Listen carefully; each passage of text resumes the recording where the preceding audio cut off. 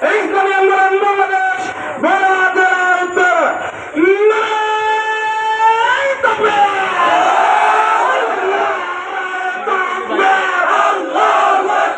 ইসলামী আন্দোলন বাংলাদেশ জিন্দাবাদ জিন্দাবাদ নারে তাকবীর আল্লাহু আকবার।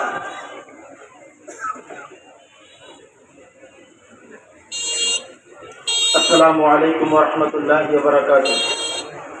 نحمده ونشكره ونصلي على رسوله الكريم أما بعد فأعوذ بالله من الشيطان الرجيم بسم الله الرحمن الرحيم وأعدوا لهم ما استطعتم من قوة صدق الله العظيم। ইসলামী আন্দোলন বাংলাদেশ দৌলতখান উপজেলা শাখা কর্তৃক আয়োজিত আজকে ভারতীয় পানি আগ্রাসনের প্রতিবাদ, ছাত্র জনতার গণবিপ্লবে সংঘটিত গণহত্যার বিচার, দুর্নীতিবাজদের গ্রেফতার, অবৈধ সম্পদ বাজেয়াপ্ত সহ তাদেরকে নির্বাচনে অযোগ্য ঘোষণা করা, সংখ্যানুপাতিক পিআর পদ্ধতিতে জাতীয় নির্বাচন এবং ইহকালীন পরকালীন শান্তির লক্ষ্যে আজকের এই গণসমাবেশের সম্মানিত সভাপতি, উপস্থিত জেলা নেতৃবৃন্দ, প্রিয় সহযোদ্ধা ভাইরা আমার, দীর্ঘক্ষণ আলোচকরা আলোচনা করেছে, শুনেছেন। সময় খুবই সংক্ষেপ, মাগরিবের সময় অতি ঘনীভূত। সংক্ষিপ্ত আকারে বলতে চাই, ইসলামী আন্দোলন বাংলাদেশ তিনটি স্লোগানের ভিত্তিতে দেশের রাজনীতি করে। দেশ, ইসলাম, মানবতা যেখানে রয়েছে, ইসলামী আন্দোলন বাংলাদেশ সেখানে রয়েছে। সংক্ষেপে বলতে চাই, ইসলামী আন্দোলন বাংলাদেশের শিকড় গভীর থেকে গভীরে। অনেকে এই সংগঠনকে বিভিন্নভাবে দেখতে চান। ইসলামী আন্দোলন বাংলাদেশ গতানৈতিক ইসলামিক সংগঠন, ইসলামী আন্দোলন বাংলাদেশ নয়। আমরা গত 16 বছরে আওয়ামী সরকার আমলে কম নির্যাতিত হয়নি। আমরা নিজেও জেল খেটেছি, অনেক হামলা মামলা আমরা সহ্য করেছি। আপনারা দেখেছেন গত 17 বছর এই ফ্যাসিস্ট সরকার, আওয়ামী সরকার কি না করেছে, এমন কোন সেক্টর নাই যে আওয়ামী সরকার ধ্বংস করে নেই। আপনারা যারা মফস্বলী গ্রামে রয়েছেন, আপনারা আমাদের থেকে বেশি ভুক্তভোগী। আমরা দেখেছি এই সরকার এদেশের শিক্ষা খাত বলেন, এদেশের আইন বলেন, এদেশের মানুষের ভোটের অধিকার, এদেশের মানুষের ভাতের অধিকার, এদেশের মানুষের বাক স্বাধীনতা, এদেশের মানুষের সাম্য, মানবিক মর্যাদা, ন্যায় বিচার সবকিছু হরণ করে এক বাক স্বাধীনতা কায়েম করেছিল আওয়ামী সরকার। আওয়ামী সরকার মানুষকে মানুষ মনে করে নেই। তারা এই দেশে কোনো মানুষ যদি ভোট কেন্দ্রে যেত, তাদেরকে পিটিয়ে হাত পা গুলি করে দিয়েছে। এমনকি সর্বশেষ এদেশের ধর্মীয় আধ্যাত্মিক রাহবার পীর শেখ চরমের উপরও তারা হামলা করতে দ্বিধাবোধ করে নেই। আপনারা দেখেছেন এই আওয়ামী সরকার আয়নাঘর তৈরি করে দেশের মানুষকে কত নির্যাতন করেছে। কিন্তু আমরা কি দেখতে পেলাম? এই আওয়ামী সরকার, আল্লাহ তাআলা তাদেরকে এমন নির্লজ্জতার সাথে পতন ঘটিয়েছে, একটি কাপড় ব্যতীত বাংলাদেশ থেকে আর কিছু নিয়ে যেতে পারে নাই। আপনারা দেখেছেন এই আওয়ামী সরকার এই দেশ থেকে কোটি কোটি টাকা বিদেশে পাচার করেছে। আমরা দেখেছি 2009 সালে এই দেশে পিলখানা ঘটনা ঘটিয়েছে, পিলখানায় গণহত্যা চালিয়েছে। 2013 সালে সপ্তাহ গণহত্যা চালিয়েছে। 2021 সালে সেই মোদী বিরোধী আন্দোলনে এই দেশের শত শত ছাত্রদেরকে হত্যা করেছে। 2024 সালে গণহত্যা চালিয়ে তিনি ক্ষমতার দিকে থাকতে চেয়েছেন। আমরা বলে দিতে চাই, যারা এই গণহত্যা চালিয়েছে, যারা বাংলাদেশ থেকে কোটি কোটি টাকা বিদেশে পাচার করেছে, তাদেরকে বাংলার জমিনে আইনের কাঠগড়ায় দাঁড় করাতে অবশ্যই করতে হবে, দাঁড় করাতেই হবে। আমরা বলে দিতে চাই, আজকে যারা মায়া কান্না দেখাতে চান, আল্লাহ রাসূল সাল্লাল্লাহু আলাইহি ওয়াসাল্লাম মক্কা বিজয়ের পরেও ঘোষণা দিয়েছেন তিনি আব্বাস রাদিয়াল্লাহু তাআলা ঘরে অবস্থান করবেন, তিনার জন্য ক্ষমা ঘোষণা করা হলো। মসজিদে যে অবস্থান করবে তাকে ক্ষমা ঘোষণা করা হবে। তারপর আল্লাহ রাসূল 14 থেকে 15 জন কুখ্যাত, তাদেরকে আল্লাহ রাসূল ক্ষমা করে নাই। অতএব যারা এই দেশে গণহত্যা চালিয়েছে, কোটি কোটি টাকা বিদেশে পাচার করেছে, তাদেরকে আমরা বাংলার জমিনে আইনের কাঠগড়ায় দাঁড় করে অবশ্যই তাদের বিচার করতে হবে। ধন্যবাদ। ডক্টর ইউনূস সাহেব গতকাল বলেছেন শেখ হাসিনাকে বাংলার জমিনে আইনে বিচার করতে হবে। আমাদের দাবি ইন্টারপোলের মাধ্যমে শেখ হাসিনাকে বাংলার জমিনে ফাঁসির কাজটা দূর করবে।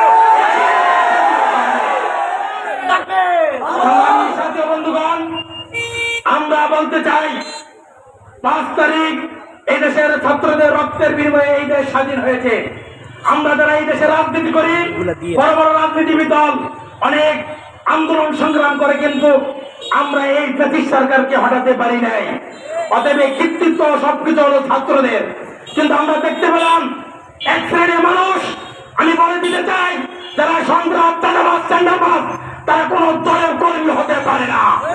আজকে 5 তারিখের বলেন যারা চাঁদাবাজি চাঁদাবাজি করছেন, ছাত্ররা কে জন্য রক্ত দিয়েছেন, আমি বলবো ইসলামী আন্দোলন প্রত্যেকটা কর্মী বাজারে হাতে হাতে তাদেরকে প্রতিরোধ করে তুলতে হবে, প্রতিরোধ করে তুলতে হবে। সংগ্রামী সাথী বন্ধুগণ,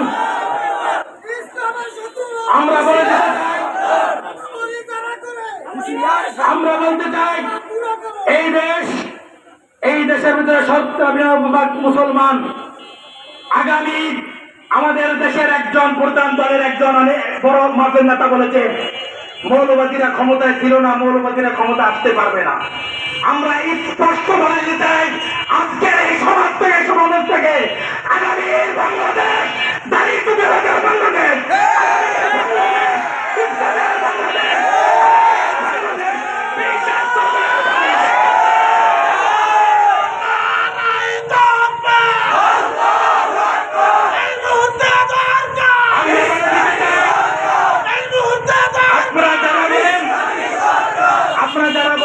মৌলবাদীরা ক্ষমতায় ছিল না, আসতে পারবে না।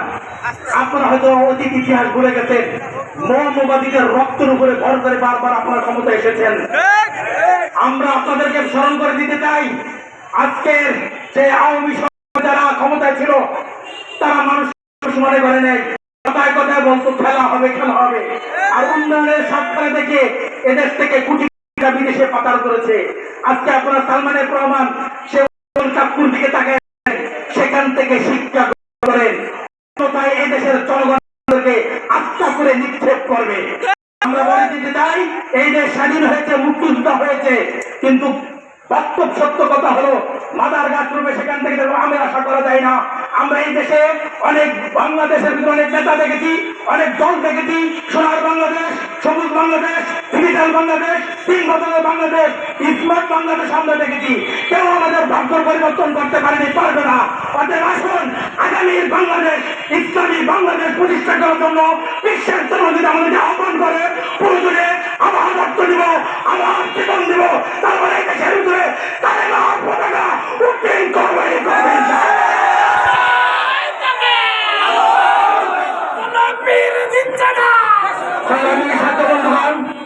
আমি সকল দলকে বলবো, ইসলামী আন্দোলন বাংলাদেশের কাছে সকলে নিরাপদ। এই দেশের বিশেষ করে হিন্দু সংখ্যা যারা রয়েছে তারাও আমাদের হাতে নিরাপদ। গতকালকে 6 জন ভাই বাকেরগঞ্জ ইসলামী আন্দোলনের হিন্দু তারা আমাদের দলে যোগদান করেছে। ওরা তো অসংখ্য আমাদের দলে যোগদান করেছে। আওয়ামী বিএনপি সকলে আমাদের কাছে নিরাপদ, কিন্তু যারা দেশ ইসলাম মানবতা নিয়ে ষড়যন্ত্র করবে, সে যেই দলের হোক যেই কর্মী হোক তাদেরকে আমরা প্রতিহত করবে ইনশাআল্লাহ। বিশেষ করে সচেতন থাকতে হবে। এই ব্রিটিশ সরকারের দোসররা এখনো বসে নাই। আপনারা দেখেছেন একবার রিক্সাওয়ালার বেশে, একবার আনসারদের বেশে, একবার তারা সে ডাক্তারদের বেশে বাংলাদেশে এসে ষড়যন্ত্র করছে। যারা আমার এই দেশ নিয়ে ষড়যন্ত্র করবে, সেই যেই দলের হোক না করো, তাদেরকে আমরা প্রতিহত করার জন্য প্রস্তুত রয়েছে ইনশাআল্লাহ। অতএব আসুন, আমরা সকল ইসলামিক দল ঐক্যবদ্ধ হবে আশা করি ইনশাআল্লাহ। দেশ ইসলাম মানবতার স্বার্থে যারাই আমাদের সাথে আসবে আমরা তাদের সাথে বুক মিলাতে প্রস্তুত। আসুন, আমরা ইসলামী আন্দোলন প্রত্যেকটা নেতা কর্মীকে বলবো, শুধু সভা সমাবেশের ভিতরে সীমাবদ্ধ না থেকে পাড়ায় মহল্লায় আমাদের দুর্গ গড়ে তুলতে হবে। সর্বশেষ একটি কথা না বলে নয়, পিয়ার পদ্ধতি হলো কোনো প্রার্থী থাকবে না। সংখ্যাগরিষ্ঠ নিয়ম হলো কোনো প্রার্থী থাকবে না, সেখানে শুধুমাত্র মার্কা থাকবে। সারা দেশের ভোটকে একত্রিত করে, শুধুমাত্র ভোলার ভোট নয়, সারা বাংলাদেশের প্রত্যেক দলের ভোটকে একত্রিত করে যে হারে ভোটের প্রার্থী হবে সেই হিসাবে এমপিত্ব মন্ত্রিত্ব পাবে। সেই হিসাবে বাংলাদেশের ছোটখাটো দল সকলেই সংসদে যেতে পারবে। আর সকলেই যখন সংসদে থাকবে, ওই দুর্নীতিবাদরা টেন্ডারবাজরা এই দেশে ইসলাম নিয়ে এই দেশ নিয়ে কখনো ষড়যন্ত্র করতে পারবে না। আসলে আমরা আওয়াজ তুলতে হবে, আগামী নির্বাচন পেয়ার পদ্ধতিতে হতে হবে। সকলের কাছে দাওয়াত পৌঁছাতে হবে, পাড়ায় মহল্লা আমরা দুর্গ করে তুলবো। আল্লাহ আমাদের সকলকে আল্লাহ জমিন আল্লাহর দিন প্রতিষ্ঠা করার তৌফিক দান করবো। মা তৌফিক ইল্লা বিল্লাহ। আল্লাহুম্মা আমিন।